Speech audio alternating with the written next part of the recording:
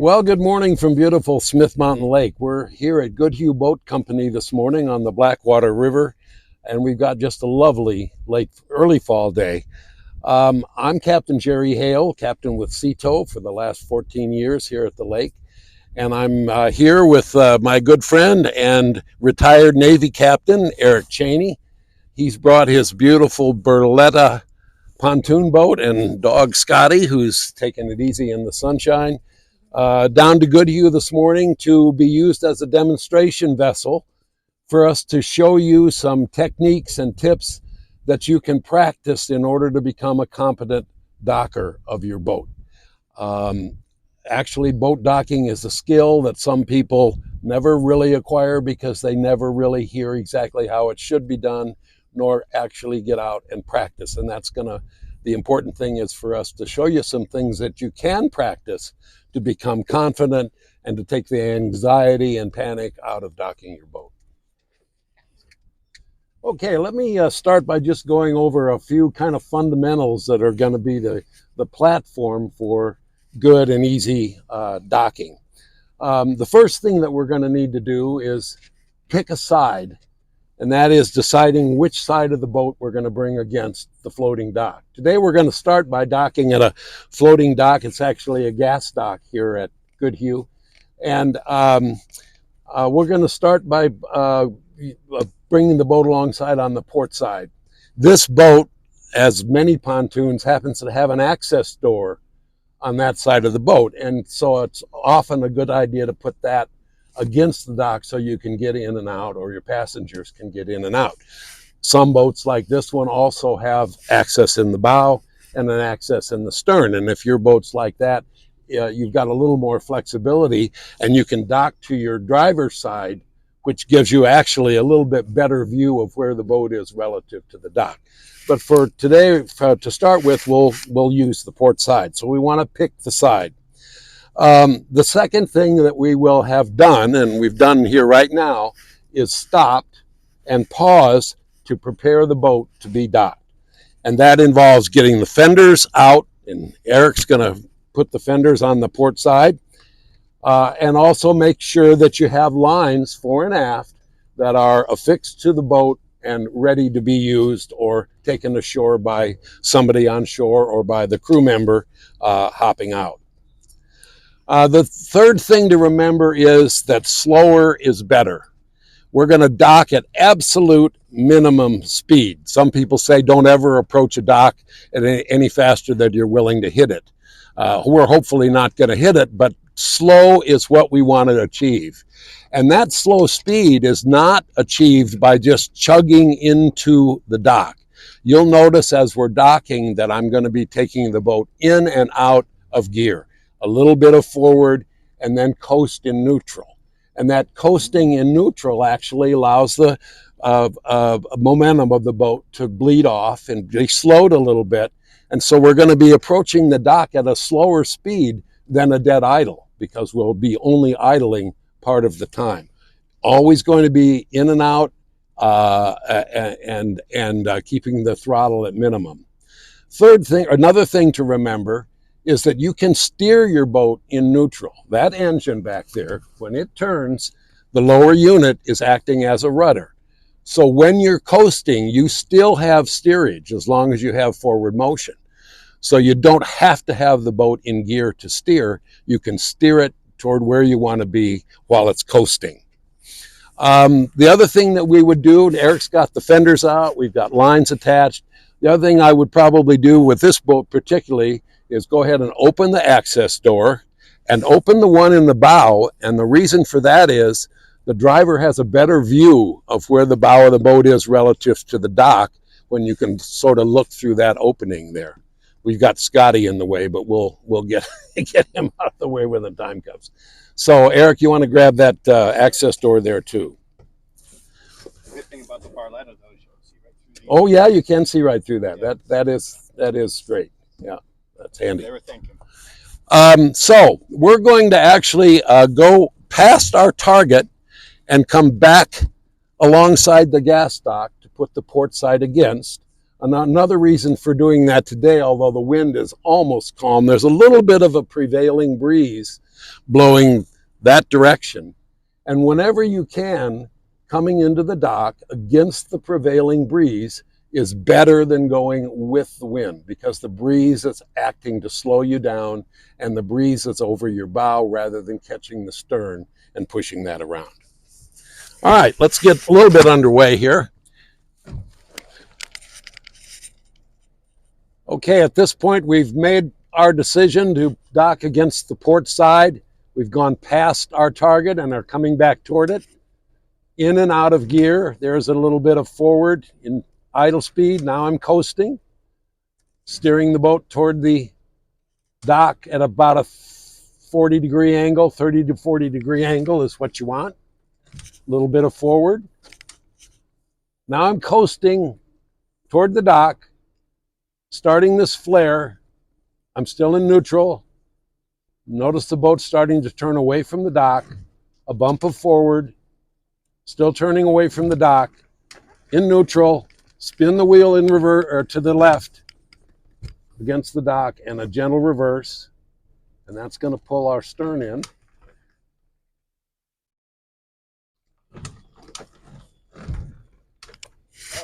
And at this point, we're ready to be tied up by the attendant, or for a crew member to hop out and make the line secure. Notice that the engine stays running until the boat is fully secured. Scotty, I'm going to go by there and help out. Here. Come here, bud. There you go. Our first mate, Eric, is casting off the lines, getting ready for departure, and we want to get the engine running before we fully release ourselves from the dock, so we know that it's going to start. This one's so quiet you can barely tell that it's running, but it is running. Now, there's a couple of ways that you can get away from the dock. One is for your first mate to sort of push the boat away and then step on, and you have a little bit of momentum. If there's a big gas dock attendant, you just say, give me a shove. They'll push the boat out, and you're pretty free then to steer away from the dock. But if you're at a situation where you can't pull away forward and there's nobody to push you out, we can turn the engine away from the dock and actually back away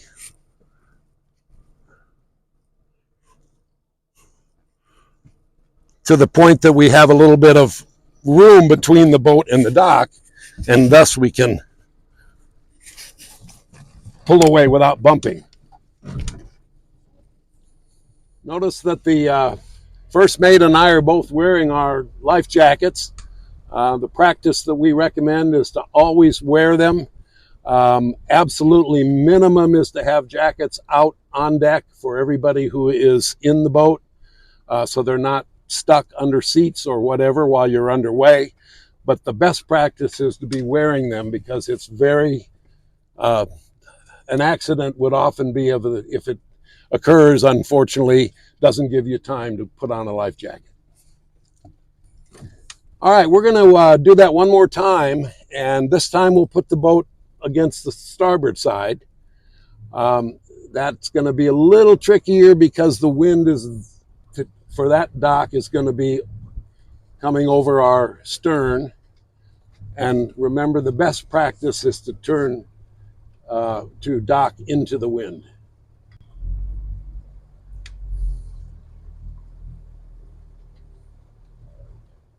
But I'm only doing this to show you that, review that technique of coming in. We want to stop before we get close to our destination dock and fix the fenders.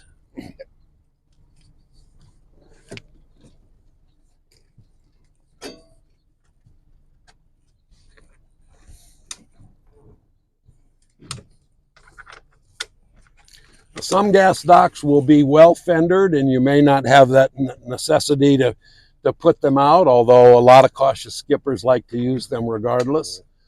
This one has a sort of a rub rail on it, and it's not very soft, so I think having the fenders out is a particularly good idea for this lovely Berletta pontoon.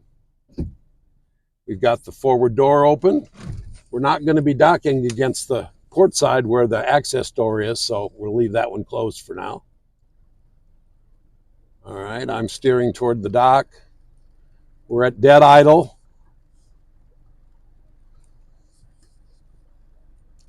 I'm approaching the dock at about a 30 to 40 degree angle. And that's very typically what you want to have is an angle, because now as we coast toward the dock, here we're in neutral, as we coast toward the dock, we're coming in at an angle.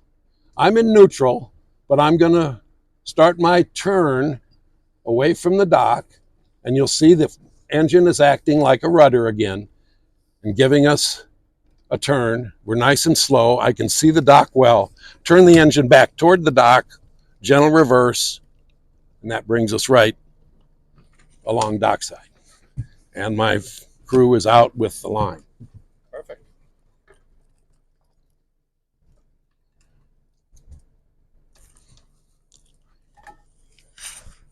Key thing, approach at a 30 to 40 degree angle, dead idle, then in and out of gear, so your speed actually gets below idle speed because you're coasting. And then you can start your flare away from the dock as you're approaching it. Think of it a little bit like how an airplane comes in to land and it's coming toward the runway and then it flares to level out. That's exactly what we're doing with the boat. And then as you're just about to touch the dock, spin the wheel toward the dock and put it in gentle reverse. Okay? You want to spin that wheel when it's in neutral, because if you put the boat in reverse with the wheel turned this way, it's going to pull it the wrong way before you get the wheel turned all the way back toward the dock. So have it in neutral, spin it, and then put it in reverse gear. Okay, let's try a slip. All right, the next thing we're going to demonstrate for you is coming into a slip. We've stopped out here to prepare the boat as we always do.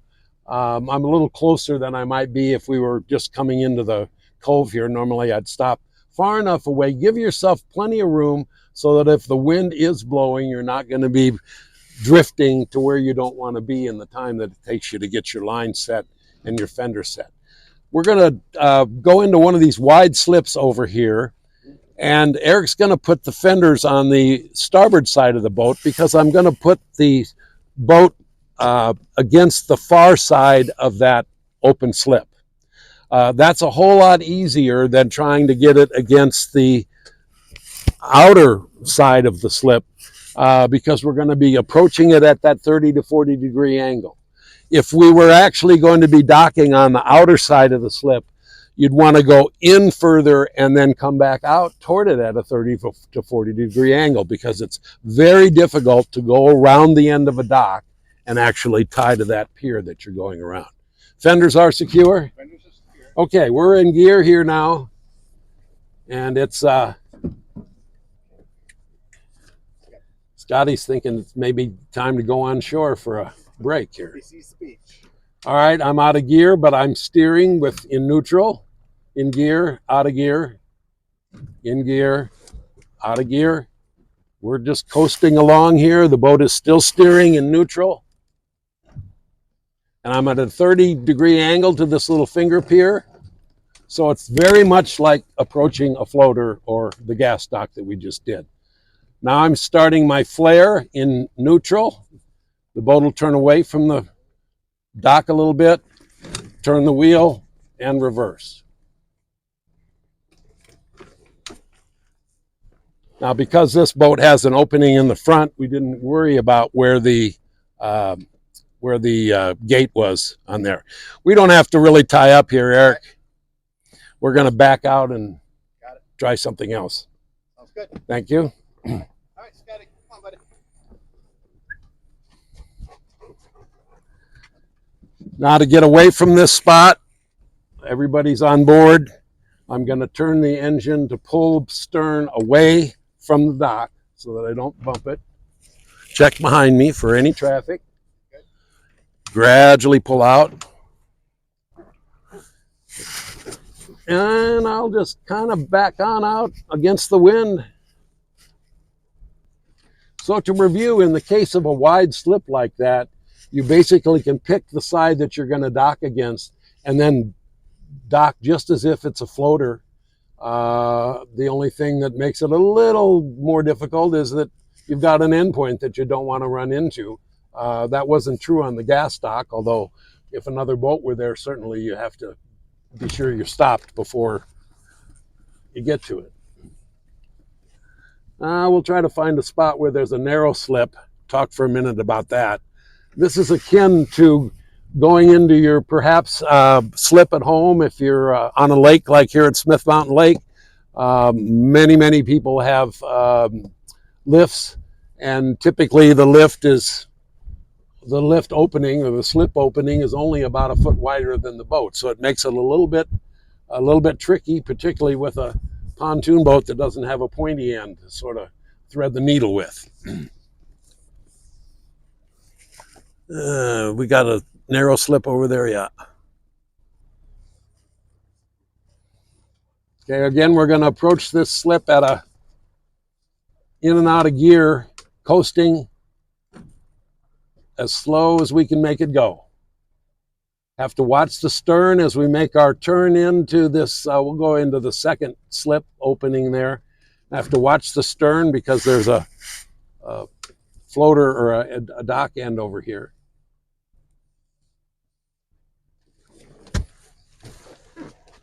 I'm coasting. Now I'm in gear to turn a little bit. Ooh, this is going to be tricky. We may not be.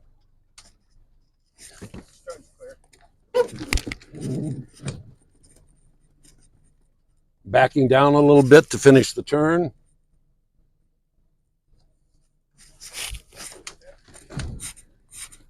Turn the wheel again. Now we're lined up and we're just going to in and out of gear to get back into the spot.